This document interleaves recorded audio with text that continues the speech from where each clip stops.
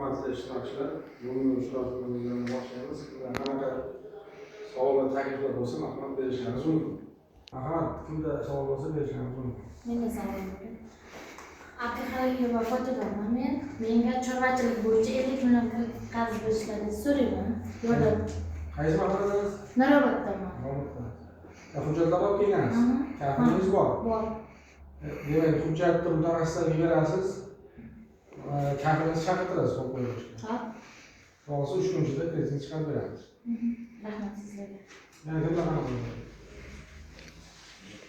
Xudo qo'yib xizmatlar men Nurobod mahalla fuqarolar yig'inidan chorvachilik bo'yicha 50 million so'm kredit olmoqchiman. Shunga amalga yordam berishingizni Siz ham hujjatlar olib kelgansiz. O'zingiz band qilib, kafillaringiz ham bor, to'g'rimi? to'g'ri. Mutaxassisga berasiz, 3 kun ichida olsa kreditni chiqarib beramiz. Yana kimlar qanaqa savol bormi? Yana kimlar qanaqa savol bor? Bizda savol bor. Biz G'oybor mahallasidan firma bor, Ziroat agrar. G'oybor mahallasidan keldim. Bizning firmamiz bor, shunga kredit olmoqchimiz. O'shanga bir amaliy yordam berish. Nima maqsad olmoqchisiz?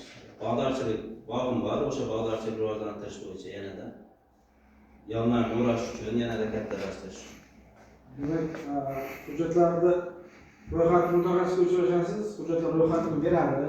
Kredit firmangizni kredit tarixi, o'zingizni kredit tarixingiz yaxshi bo'lsa, kreditni chiqarib beramiz. 100 million so'mdan 312 son qaror bo'yicha chiqarib beramiz.